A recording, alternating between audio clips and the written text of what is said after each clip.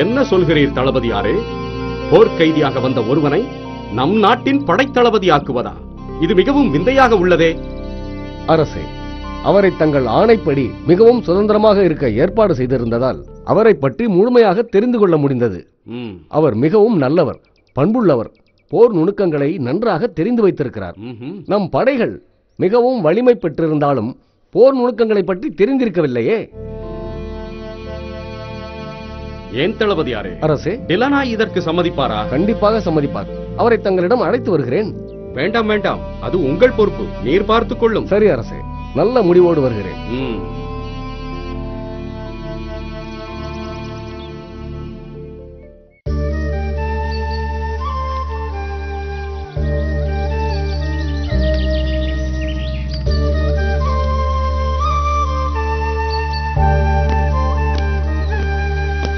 Sir, have you finished your breakfast? Finished. Thanks.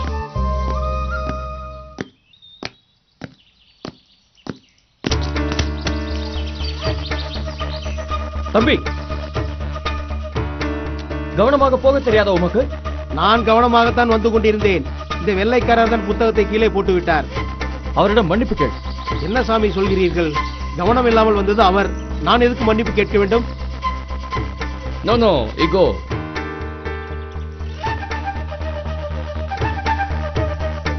பிறர் நம்மிடம் மன்னிப்பு கேட்காவிட்டாலும் நாம் அவர்களை மன்னிக்க வேண்டும். நன்றாக தமிழ் பேசுகிறீர்களே. நன்றாக தமிழ் தெரிந்தவர்களிடம் நான் பழகுகிறேன், அதனால் தான் பேசுகிறேன். இந்த சிறிய விஷயத்தை கூட நன்றாக கவனிக்கிறீர்களே. Really I appreciate you. தளபதி என்னை அவசரமாக வர சொல்லியிருக்கிறார். பிள்ளை அவர்களை பிறகு சந்திப்போம். பாய்.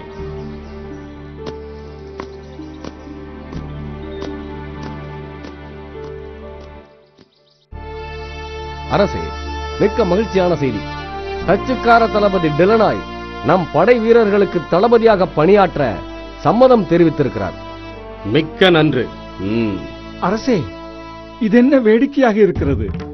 அயல் நாட்டு போர்க்கைதி ஒருவரை நமது நாட்டின் தளபதியாக்குவதா? இது மிகப்பெரிய ஆபத்து. ஏன் அமைச்சரே, நீர் எல்லா விஷயங்களிலும் குறை கண்டுபிடிப்பதிலேயே குறியாக இருக்கிறீர். இந்த நாட்டுக்கு ஏதாவது நல்லது செய்திருக்கிறீரா? இந்த நாட்டிற்கு நான் செய்த நன்மைகள் பற்றி தெரிந்து கொள்ள வேண்டுமா? சொல்கிறேன், கேளும். நிறுத்துங்கள் அமைச்சரே. நம் நாட்டிற்கு போர் நுணுக்கங்கள் தெரிந்த தளபதி ஒருவர் தேவை. அதனால் தான் நான் அவரை நியமித்தேன். என் எதிரில் அமர்ந்திருக்கும் தளபதியாருக்கு போர் நுணுக்கங்கள் தெரியவில்லை என்றால் எதற்காக இவரை பொறுப்பில் வைத்திருக்க வேண்டும்? அமைச்சரே, அதை பற்றி பேச நீங்கள் யார்? நான் இந்நாட்டின் அமைச்சர். அமைச்சரே, ஆத்திரப்படாதீர்கள். பொறுத்திருந்து பார்ப்போம். நமக்கு எதிராக அடுத்த முறை போர் வரும்போது டிலனாயை தளபதியாக அனுப்பி பார்ப்போம். விளைவுகளை பொறுத்து முடிவெடுப்போம். இன்று விடுமுறை தினம். இன்றாவது நிம்மதியாக தூங்கலாம் என்றால் எனது தாய் தந்தையர் பிராணனை வாங்குகிறார்கள். முருகா, முருகா, இதோ வந்து விட்டேன் அம்மா.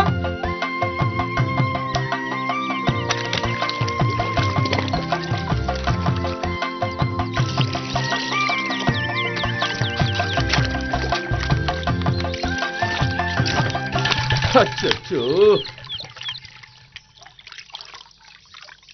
ஆமாம், இன்று பௌர்ணமி தினமாயிற்றே. அவன் வேறு வந்து விடுவானே, என்ன செய்வது? முருகா, உன் தந்தை வெளியே செல்ல நேரமாகிவிட்டது. நீ சீக்கிரமாக தண்ணீர் கொண்டு வா. இதோ வருகிறேன் அம்மா.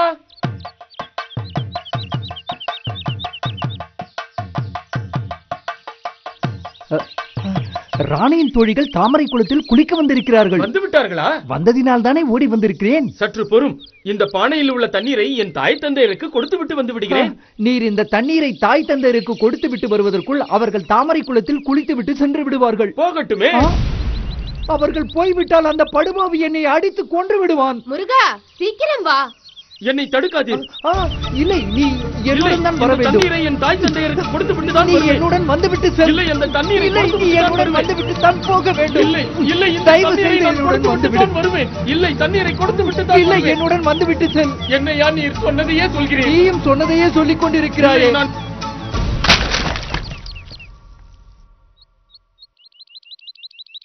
அம்மா, எனது நண்பன் குளத்தில் விழுந்து விட்டானாம். நான் சென்று வருகிறேன்.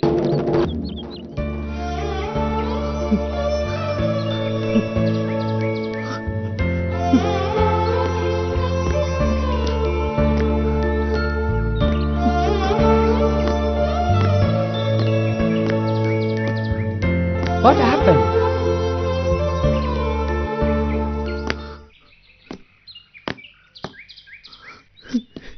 நோ நோ, என்ன நடந்தது சொல்லுங்க. என் வாழ்க்கையே போய்விட்டது ஐயா. என் தகப்பனார் என்னை விட்டு போய்விட்டார். அந்த சோகம் போவதற்குள் என் தாயாரும் போய்விட்டார். என் மாமனாரும் கொடிய வியாதியில் அவதிப்பட்டுக் கொண்டிருக்கிறார். நான் ஆசையாய் வளர்த்த பசுக்கள் எல்லாம் இறந்து விட்டது. என் வயலில் உள்ள நெற்பயிர்கள் எல்லாம் கருகிவிட்டது ஐயா. இப்பொழுது நான் என்ன செய்வதென்றே எனக்கு தெரியவில்லை. இதற்காகவா நீங்கள் இவ்வளவு கவலைப்படுகிறீர்கள்? இதை விட கஷ்டப்பட்டவர்களுடைய வாழ்க்கையெல்லாம் எங்கள் பைபிளில் நாங்கள் படிச்சிருக்கிறோம். கடவுள் ரொம்ப யாருக்கிட்ட அன்பு செலுத்துகிறாரோ அவருக்கு தான் அதிக துன்பம் கொடுத்தது என்று பைபிள் சொல்லுகிறது. தவறு செய்தவர்களை தண்டிப்பதற்காகத்தான் கடவுள் கஷ்டத்தை கொடுக்கிறார் என்று எங்கள் வேதம் சொல்கிறது. No no, it's wrong. இத பாருங்க, எங்க பைபிள்ல யோபுங்கிறவரோட வாழ்க்கை பத்தி சொல்லிருக்கு. இதோ படிச்சு பாருங்க.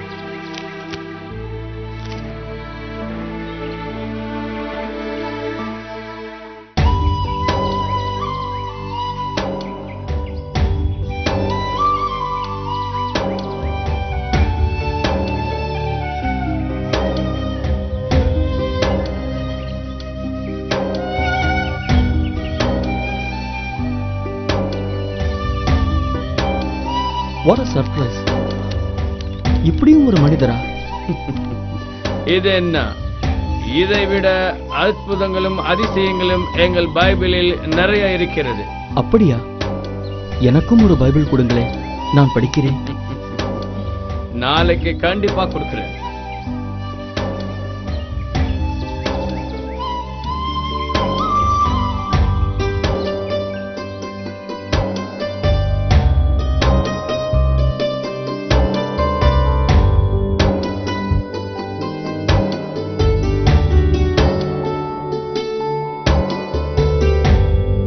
என்ன சாமி, எங்க போறீர்? தளபதியாரை சந்திக்கச் செல்கிறேன். கையில் என்ன புத்தகம் வைத்திருக்கிறீர்? பைபிள். ஐயோ, போச்சு போச்சு. இதுகாலும் வேத புத்தகத்தை ஏந்திய கையில் பைபிளா? இதுவும் ஒரு வேத புத்தகம்தான். அபச்சாரம் அபச்சாரம். அந்த டச்சுக்காரர் ஏதோ உங்களை மயக்கிவிட்டார் போலும். யாரும் என்னை மயக்கவில்லை சுவாமி. நான் தெளிவாகத்தான் இருக்கிறேன். தாங்கள் செல்ல வேண்டிய இடத்திற்கு தாங்கள் செல்லுங்கள், நான் செல்ல வேண்டிய இடத்திற்கு நான் செல்கிறேன். நீலகண்டா, நீ தளபதியாரிடம் செல்லக்கூடாது. சென்றால் சொல்ல வேண்டியவர்களிடம் சொல்லிவிடுவேன். போடா போ.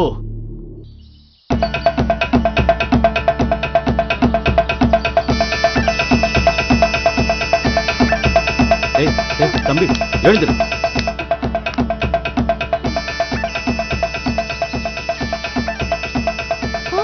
அப்படியா? ஆமா.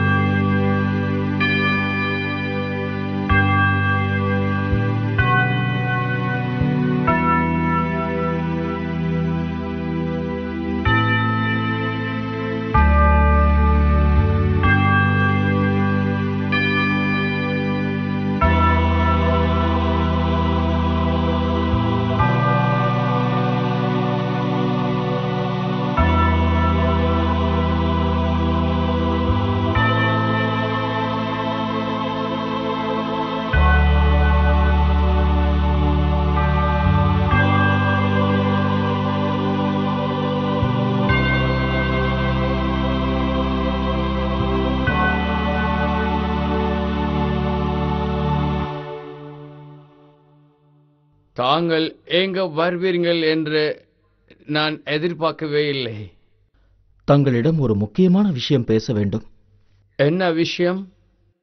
தங்களைப் போன்று நல்ல மனிதர்களை சந்திக்கும் வாய்ப்பு கிடைத்ததை இப்பிறவியில் நான் பெற்ற பாக்கியமாக கருதுகிறேன். தாங்கள் எனக்கு ஒரு பெரிய உதவி செய்ய வேண்டும்.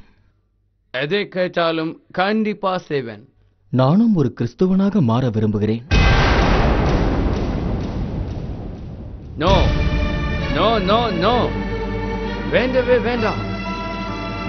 நீங்கள் பெரிய பெரிய அரசு அதிகாரி. அது மட்டுமில்லை, தாங்கள் ஆச்சாரமான இந்து குடும்பத்தில் பிறந்தவர். ப்ளீஸ் வேண்டாம், வேண்டவே வேண்டாம். ஏன்? எனக்கு அதற்கான தகுதி இல்லையா? சொல்லுங்கள், சொல்லுங்கள் ஐயா. இது சாதாரண விஷயம் இல்லை. இதனால் நீங்கள் பெரிய பிரச்சனைகளை சந்திக்க நேரிடும். இவ்வளவு காலம் நான் உங்களோடு பழகியதாலும் பைபிளை நன்றாக படித்ததாலும் எனக்குள் நிறைய மாற்றங்கள் ஏற்பட்டுள்ளது. இதனால் எந்த பிரச்சனை வந்தாலும் சந்திக்க நான் தயாராக இருக்கிறேன்.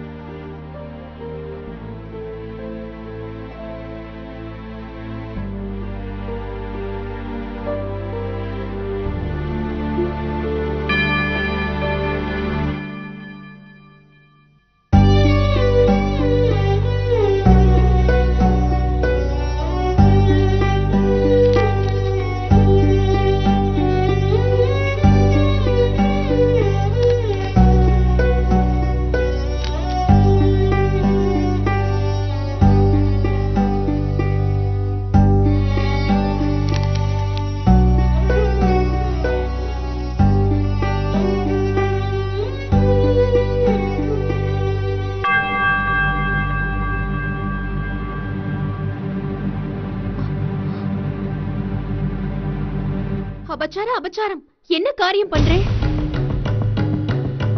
பார்கவி, ஏன் இப்படி தேவையில்லாமல் பேசுகிறாய்? நான் உன்னிடம் எவ்வளவோ சொல்லி பார்த்தேன். நான் போகிறேன். நான் உங்களை போக விட மாட்டேன்.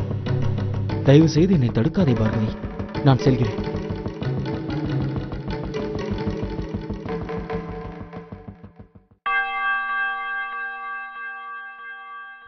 வணக்கம் ஐயா.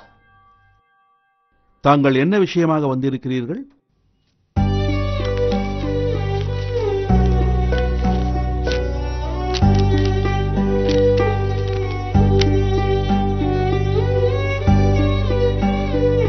கடிதத்தை படித்தேன். மிக்க மகிழ்ச்சி.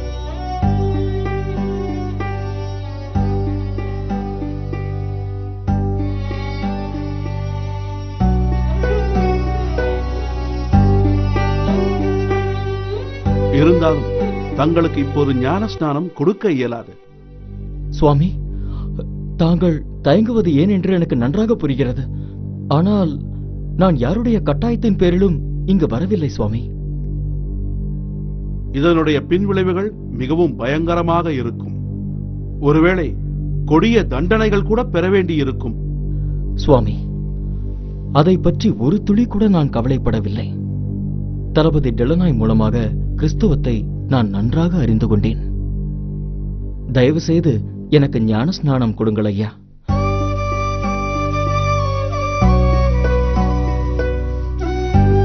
தம்பி, இங்கே வா. சொல்லுங்க ஃபாதர்.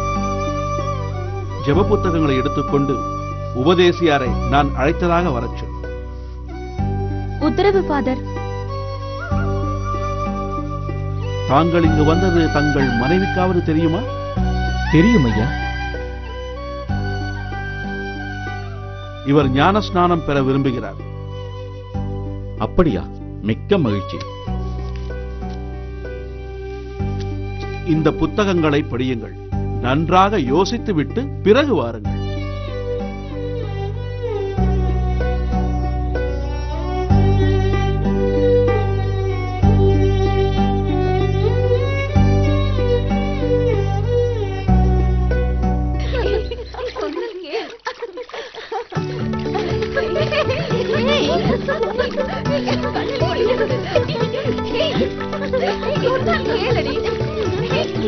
நம் பார்கவி அடுத்த பௌர்ணமிக்கு நம்முடன் குளிக்க வரமாட்டாள். அப்படியா? ஏன்? உனக்கு விஷயம் தெரியாதா?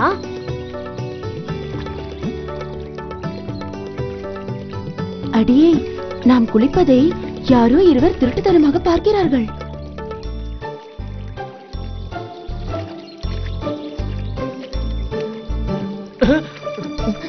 தம்பி, பயப்பட வேண்டாம்.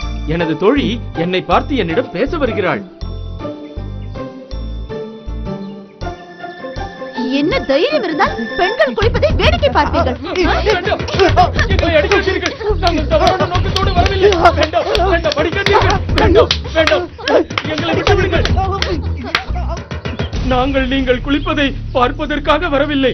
உங்களிடம் ஒரு உண்மையை கேட்டு தெரிந்து கொள்ளதான் வந்திருக்கிறோம். ஆம். என்னை மறந்து விட்டாயா? அன்றொரு நாள் என் வீட்டில் பூத்த ரோஜா மலரை உன் தலையில் சூட்டிய போது உன் முகம் மலரை போல மலர்ந்ததே, அது உனக்கு ஞாபகத்திற்கு வரவில்லையா? என்னடி இது? இவர்கள் கதை வேறு திசையில் செல்கிறதே. நமக்கு எதற்கடி வம்பு? வாடி போகலாம். உங்களுக்கு எவ்வளவு தைரியம் இருந்தால் பெண்கள் குளிக்கும் இடத்திற்கு வந்திருப்பீர்கள். தவறுதான். இருந்தாலும் என் உயிர் நண்பனை காப்பாற்றுவதற்காக தான் நான் வந்தேன். என்ன விஷயம் சொல்லுங்கள். அம்சவல்லி, நம் மகாராணியை நீங்கள் தினசரி பார்க்கிறீர்களா? எதற்காக இப்படி கேட்கிறீர்கள்? நம் மகாராணி உடலில் மச்சம் இருப்பதாக சொல்கிறார்களே. தவறுதலாக சொல்கிறார். மகாராணி கன்னத்தில் ஒரு மச்சம் இருக்கிறதாமே. அந்த மச்சம் எந்த கன்னத்தில் இருக்கிறது என்று கொஞ்சம் சொல்லுங்களேன். மகாராணியின் கன்னத்தில் மச்சம் இல்லையே. இந்த பைத்தியர்களிடம் யாரோ பொய் சொல்லி இருக்கிறார்கள். அம்மா அம்மா, தயவு செய்து சொல்லுங்கள். நீங்கள் சொல்வதை வைத்துதான் என்னுடைய வாழ்வே இருக்கிறது. இவர்கள் மிகப்பெரிய சிக்கலில் அகப்பட்டிருப்பது போல் தெரிகிறது. சொல்கிறேன், கவனமாக கேளுங்கள். ராணியின் வலது கன்னத்தில் குழி விழும் இடத்தில் மச்சம் இருக்கிறது. என்னை காப்பாற்றி விட்டீர் தெய்வமே. நீர் நீடூழி வாழ்வீர். நல்ல வேளை, என்னுடைய உயிருக்கு ஆபத்து இல்லை. நாட்டுல எவ்வளவோ நல்ல விஷயங்கள் இருக்கு. பிதா சுதன் பரிசுத்த ஆவியின் பெயராலே ஆமென். உங்களுக்கு என்ன பெயரிட விரும்புகிறீர்கள்? தேவசகாயம். நீங்கள் உங்களுக்காக இந்த திருச்சபையிடம் கேட்பது என்ன? ஞான ஸ்நானம். தேவசகாயம், உங்களை கிறிஸ்துவ சமூகம் பெரும் மகிழ்ச்சியுடன் வரவேற்கிறது. கிறிஸ்துவின் பெயரால் நான் உங்கள் மீது சிலுவை அடையாளம் வரைகிறேன்.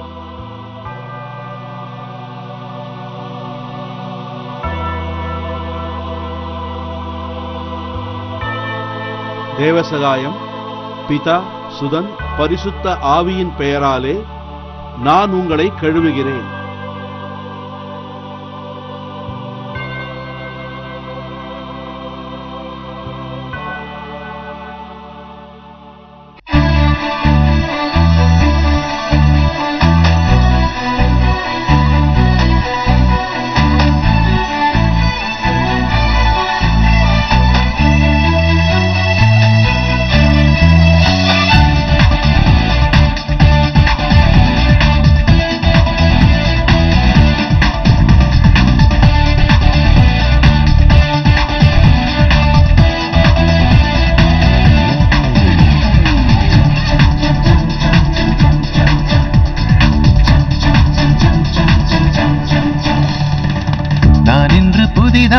பிறந்தேன், புது பாதை போகின்றேன் துணிந்து, புது ரத்தம் என்னுள்ளே பாய்ந்து நிரம்பித்ததும் கண்டேன். நான் இன்று புதிதாக பிறந்தேன், புது பாதை போகின்றேன் துணிந்து, புது ரத்தம் என்னுள்ளே பாய்ந்து நிரம்பித்ததும் கண்டேன். நான் இன்று புதிதாக பிறந்தேன்.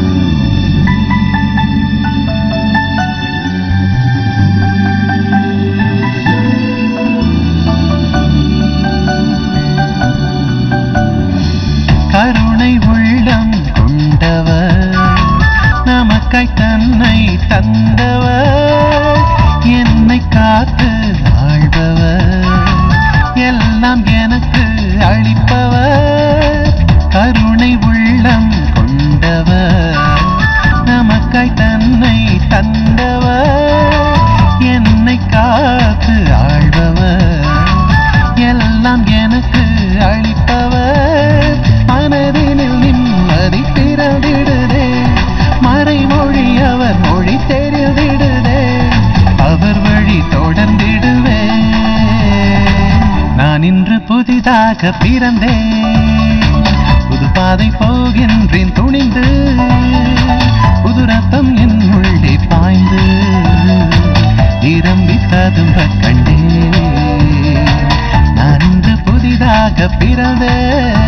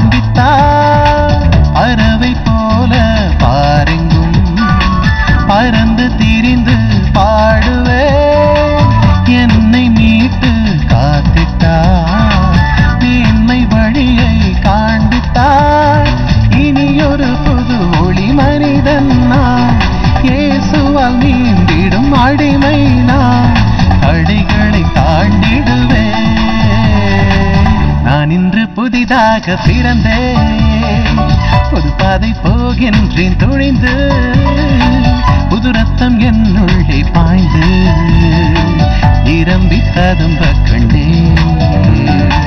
நான் இன்று புதிதாக பிறந்தேன், புது பாதை போகின்றேன் துணிந்து, புது ரத்தம் என்னுள்ளே பாய்ந்து, நிரம்பி ததும்ப கண்டேன்.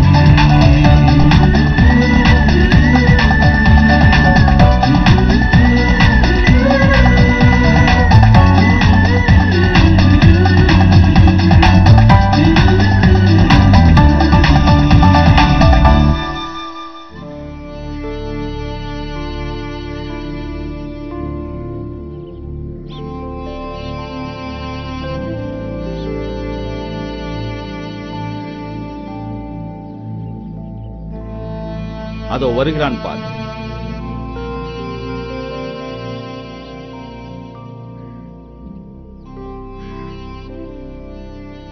நீலகண்டா. என் பெயர் நீலகண்டன் இல்லை.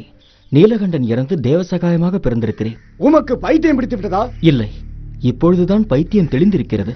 இந்த கோலத்துடன் நீ இந்த வீட்டில் நுழையக்கூடாது. அப்படியா? மிக்க மகிழ்ச்சி. இப்பொழுதே நான் சென்று விடுகிறேன். நெல்லுங்கள். என்ன காரியம் செய்துவிட்டு வந்திருக்கிறீர்கள்? தயவு செய்து இதையெல்லாம் கழட்டி எறிந்துவிட்டு வீட்டிற்குள் வாருங்கள். இப்படியே வந்தால் வீட்டிற்குள் நுழைய வேண்டாம் என்று நீயும் சொல்கிறாயா? ஐயோ, நான் தங்களை அந்த அர்த்தத்தில் சொல்லவில்லை.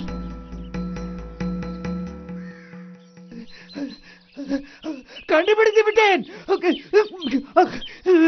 கண்டுபிடித்து விட்டேன், கண்டுபிடித்து விட்டேன், கண்டுபிடித்து விட்டேன். அண்ணே, நீங்கள் சொன்ன விஷயத்தை கண்டுபிடித்து விட்டேன், கண்டுபிடித்து விட்டேன். வாருங்கள். இதோ வருகிறேன். சீக்கிரம் வாருங்கள், சீக்கிரம் வாருங்கள். கண்டுபிடித்து விட்டீரா? ஆமாம். சொல்லும் சொல்லும் யா, சீக்கிரம் சொல்லும். அண்ணே, ராணிக்கு வலது கன்னத்தில் மச்சம் இருக்கிறது. உண்மையாக சொல்கிறாய்? நீ பார்த்தீரா? ஆமாம், அதுவும் என் 2 கண்களால் பார்த்தேன். எவ்வளவு பெரிய மச்சம், அதுவும் குழி விழும் நடு கன்னத்தில் இருக்கிறது. அப்படியா? அப்பாடா, ஒரு சனியன் விட்டது. என்ன சொல்கிறீர்? எனக்குத்தான் சனியன் விட்டது என்று நினைத்தேன். உங்களுக்கும் சனியன் விட்டதா? ஆமாம், எனக்கு ஒருவன் கொடுத்து வந்த குடைச்சல் இன்றோடு தீர்ந்து விட்டது. நீர் போய் உமது வேலையை பாரும். பங்கஜம், பங்கஜம், கண்டுபிடித்து விட்டேன்.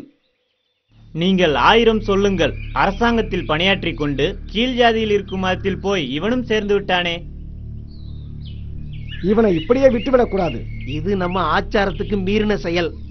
எனவே இது மிகப்பெரிய தெய்வ குற்றமாகும். இதற்கு பரிகாரம் பண்ணவில்லை என்றால் நம் குல தெய்வம் கோபம் கொண்டு நம் குல கோத்திரத்தையே அழித்துவிடும். நீர் சொல்வது சரிதான். நாம் உடனே இதற்கு பரிகாரம் செய்ய வேண்டும். பரிகாரம் செய்ய வேண்டும் என்றால் மருத குளக்கரையில் உடனே பூஜைக்கு ஏற்பாடு செய்ய வேண்டும். சரியாக சொன்னீர். பூஜைக்கு ஏற்பாடு செய்து எப்படியாவது நீலகண்டனை பூஜைக்கு வரவழைப்போம். அதற்கு சம்மதிப்பான அவன்? அவனை எப்படியாவது சம்மதிக்க வைத்து வரவழைத்து தந்திரமாக பேசி மனமாற்றம் செய்ய வேண்டியது பொறுப்பு. சரி சரி, பூஜைக்கு என்னென்ன ஏற்பாடுகள் செய்ய வேண்டுமோ அதை முதலில் நீர் செய்யும். அதன் பிறகு அவனை அழைத்து வர வேண்டியது என் கடமை. சரி, புறப்படுவோம்.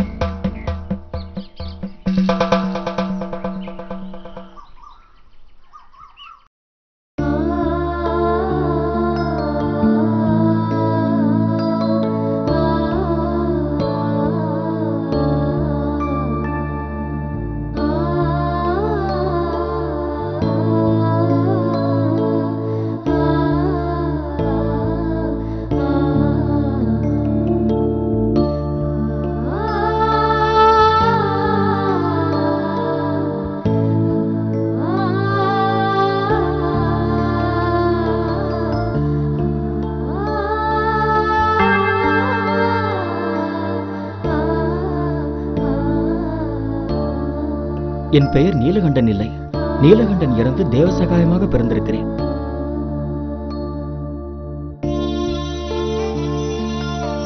இப்படியே வந்தால் வீட்டிற்குள் நுழைய வேண்டாம் என்று நீயும் சொல்கிறாய்.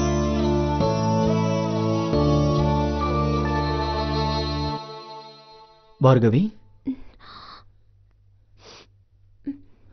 சாப்பிடவா? இப்படியே பட்டினி இருந்தால் உன் உடம்புக்கு என்ன ஆவது? என் உடம்பு என்ன ஆனால் உங்களுக்கு என்ன? என்னால் வெளியில் தலை காட்டவே முடியவில்லை. என் வேதனை எனக்குத்தான் தெரியும். எல்லோரும் பரிகாசம் செய்யும் போது ஒரே அவமானமாக இருக்கிறது. பார்கவி, தூற்றுவோர் தூற்றட்டும். நான் ஒரு நல்ல வழியைத்தானே தேர்ந்தெடுத்திருக்கிறேன். பார்கவி, நீயும் என்னோடு கிறிஸ்துவ மதத்தில் சேர்ந்துவிட. இத்தனை காலம் நம் குலதெய்வத்தால் தானே நாம் வாழ்ந்து கொண்டிருக்கிறோம். பார்கவி, ஒவ்வொரு ஜாதிக்கும் ஒவ்வொரு தெய்வம் என்றால் உலகில் உள்ள அத்தனை ஜாதிக்கும் எத்தனை ஆயிரம் தெய்வங்கள் இருப்பார்கள்? கொஞ்சம் சிந்தனை பண்ணிப்பார். அத்தனை கடவுளுக்குள்ளேயும் தம்முள் யார் பெரிய கடவுள் என்று சண்டை வராதா? அதனால் ஜாதி தெய்வங்கள் எல்லாம் வெறும் மூட நம்பிக்கையே. தயவு செய்து என்னை இந்த விஷயத்தில் நம்ப. நேக்கு என்னமோ பயமாக இருக்கிறது. பார்கவி, எதற்கும் அஞ்சாதே. தைரியம்தான் முக்கியம். கடவுள் நம்மோடு இருக்கிறார்.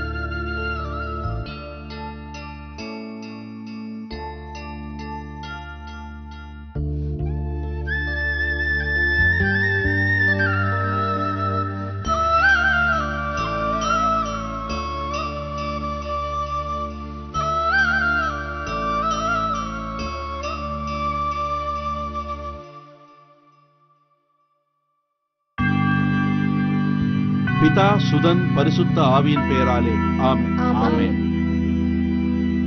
உங்களுக்கு என்ன பெயரிட விரும்புகிறீர்கள்? ஞானம். நீங்கள் இறைவனின் திருச்சபையிடம் கேட்க விரும்புவது என்ன? ஞான ஸ்நானம். ஞானப்பூ, உங்களை இந்த கிறிஸ்துவ சமூகம் பெரும் மகிழ்ச்சியுடன் வரவேற்கிறது. கிறிஸ்துவின் பெயரால் நான் உங்கள் மீது சிலுவை அடையாளம் வரைகிறேன்.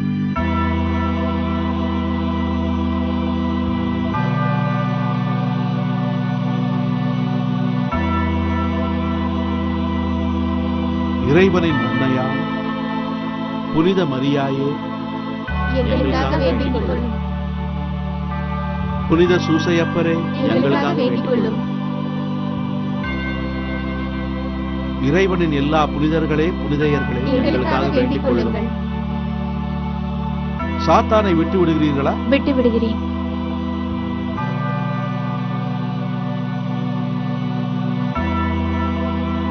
வெண்ணிற ஆடையை பெற்றுக் கொள்ளுங்கள்.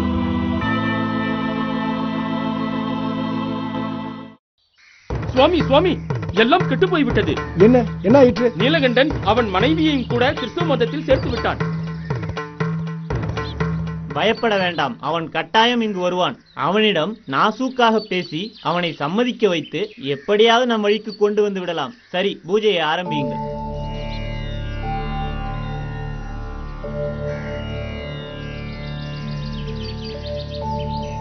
பாப்பா வா, நீ கண்டிப்பாய் வருவாய் என்று எங்களுக்கு நன்றாகவே தெரியும்.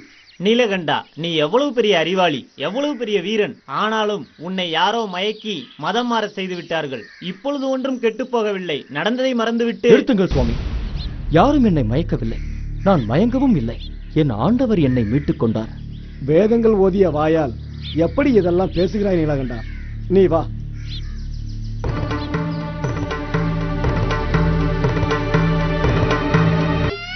அப்பா, அப்பா, அப்பா, எழுந்திருங்கள், எழுந்திருங்கள்.